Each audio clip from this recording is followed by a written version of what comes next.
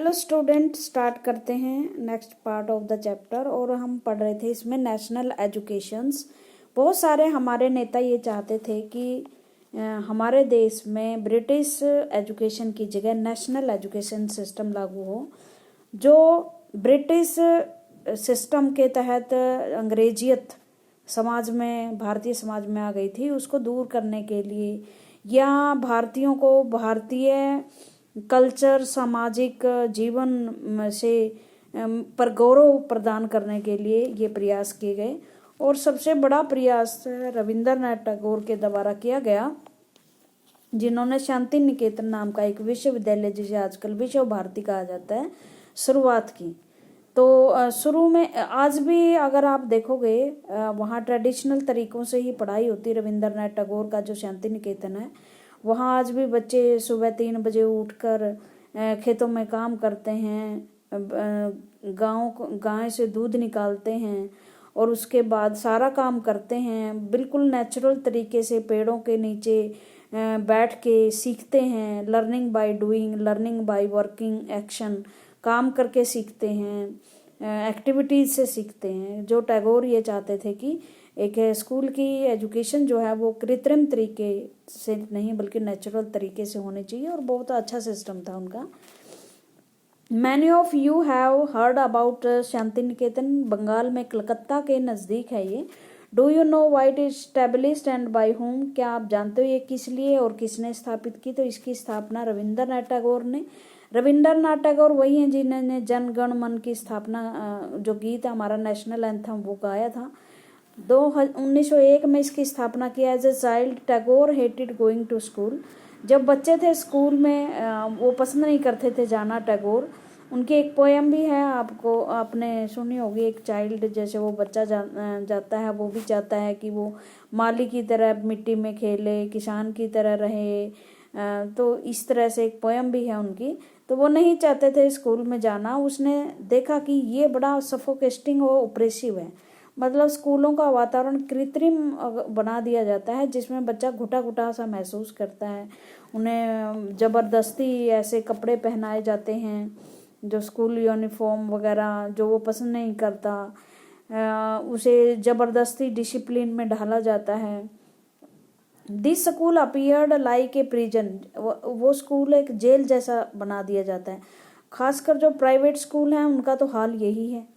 For he could do what he felt like doing. वह ऐसा नहीं करता जैसा वह करना चाहता है। So while other children listen to the teacher. फिर बच्चे क्यों सुनेंगे टीचर्स को? Tagore mind would wander away. तो टैगोर का दिमाग जो है वो बाहर घूमता रहता था। वो कहता है कि स्कूलों का माहौल ऐसा होना चाहिए जो प्राकृतिक हो। The experience of his school day in Calcutta shaped Tagore ideas of education. तो उन्होंने एक एजुकेशन सिस्टम को डेवलप करने के लिए विचार रखे, और इसी विचार के चलते उन्होंने एक ऐसे स्कूल की स्थापना की जहां बच्चे हंसी खुशी के साथ आएँ, फ्री पढ़ें, क्रिएटिव बने, रचनात्मक बने। मतलब बच्चों में आर्टिफिशियल सीखने की बजाय, किताबों में से रट्टाफिकेशन की बजाय वो करके सीखें। सोनम वांगचुक का नाम सुना होगा आपने, जो लद्दाख के रहने वाले हैं। वो बता रहे थे, एक बार उनका इंटरव्यू टीवी पे आया हुआ था। आइसमैन ऑफ कहा जाता उनको। जो उन्होंने, अगर वो स्कूल में जाते तो शायद वो इतने ब्रिलियंट नहीं होते।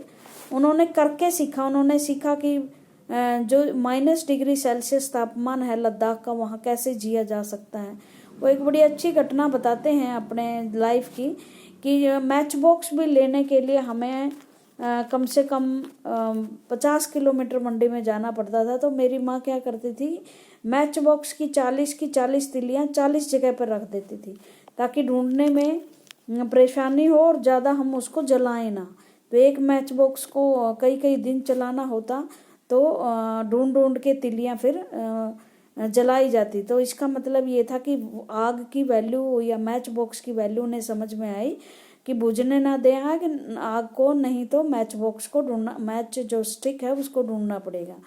तो इस तरह से कहते हैं। और आज उन्होंने बहुत अच्छा लद्दाख में विश्वविद्यालय स्थापित किया। ऐसे बच्चों को का विद्यालय जो 5 बार 10वीं 12वीं में फेल हो चुके हैं, उनको एडमिशन देते हैं। और बहुत उनकी जो स्टूडेंट है वो अचीव कर रहे हैं। आपने देखा होगा 3 इडियट मूवी में, उन्हीं के स्कूल के बेस पे है कि बच्चे कैसे साइकिल से अनाज पीस रहे होते हैं।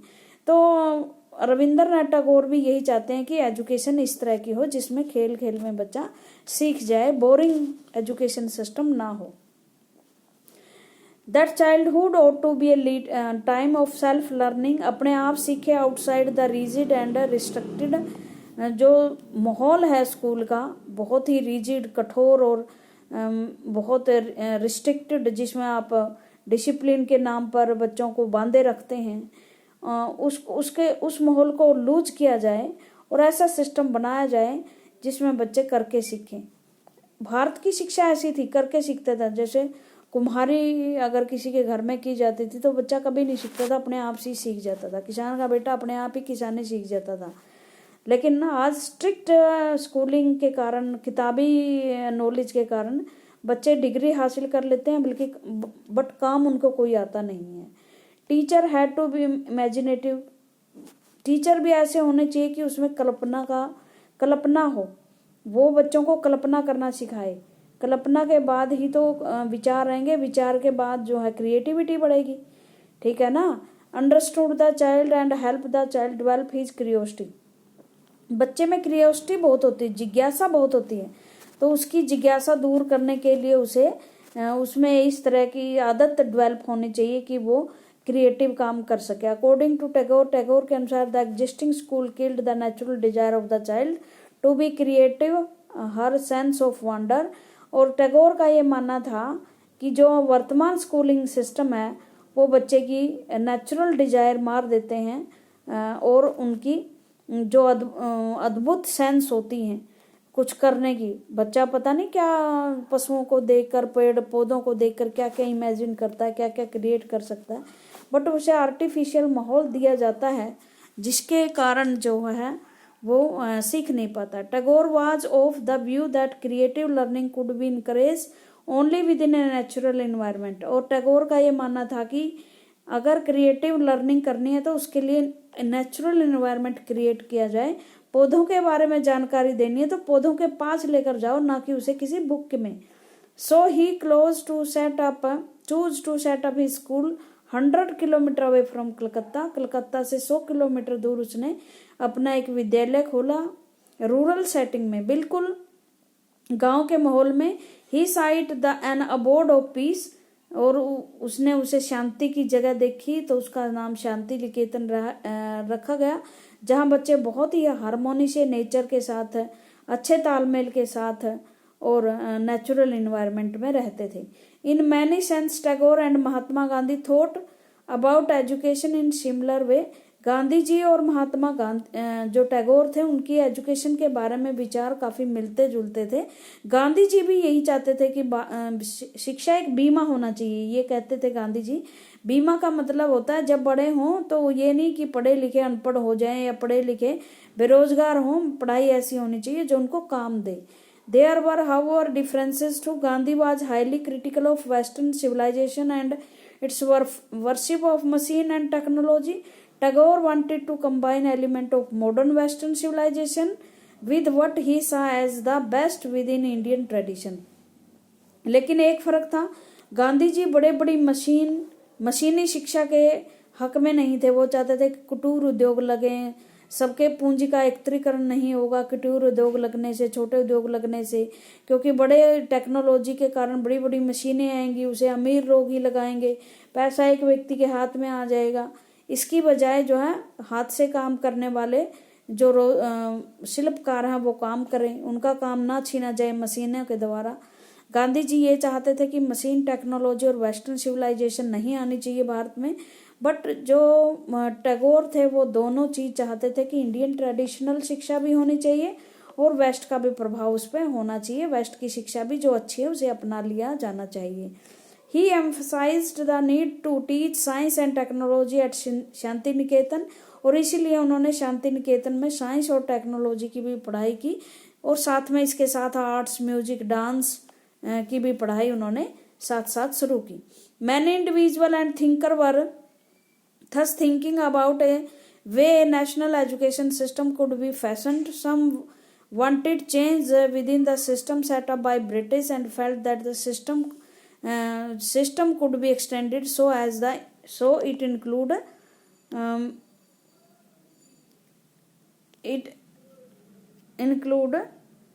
felt that system be extended so that it include wider section of the people. Bharat में भी बहुत सारे लोग जो हैं ये सोचते थे कि हाँ जो ब्रिटिश एजुकेशन सिस्टम है उसको बदला जाना चाहिए और उसकी जगह ऐसी शिक्षा दी जानी चाहिए जो सभी लोगों तक पहुंच हो जिसकी, क्योंकि ब्रिटिश एजुकेशन सिस्टम की पहुंच सिर्फ और सिर्फ बड़े समाज के बड़े वर्ग के पास थी। बड़े वर्ग का मतलब जो रिच थे, पुअर के पास ब्रिटिश एजुकेशन सिस्टम की पहुंच नहीं थी। Other urged that alternative system be created so that people were educated into a culture that were truly nation.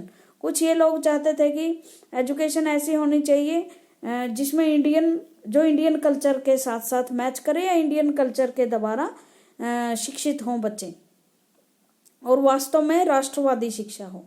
मतलब ये है कि इंडिया के कल्चर के अनुसार भारत की शिक्षा दी जानी चाहिए, राष्ट्र की शिक्षा देनी चाहिए, हमारे अपने देश की शिक्षा होनी चाहिए, बाहर की नहीं। Who was to define what was the truly national? Truly national का मतलब सच्चा राष्ट्रवाद किसे कहा जाता है? The debate about what the national education ought to be continued till after independence। और किस तरह के एजुकेशन को हम नेशनल एजुकेशन कहें, ये डिबेट हमारे यहाँ चलती रही है।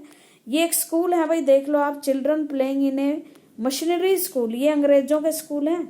वेल ड्रेस्ड हैं, देखो बच्चे किस तरह से, और बड़ा अच्छा स्कूल दिख रहा है उस टाइम का ये स्कूल। इसमें क्या है, ये मिड 19th सेंचुरी में स्कूल गर्ल्स के लिए खोला गया था क्रिश्चियन मिशनरीज ने। हमारे देश में उस टाइम गलत बात ये थी कि महिलाओं की शिक्षा की तरफ ज़्यादा ध्यान दिया नहीं जा रहा था, तो इस वजह से मशीनरीज आई भारत में जो क्रिश्चियन मशीनरीज थी।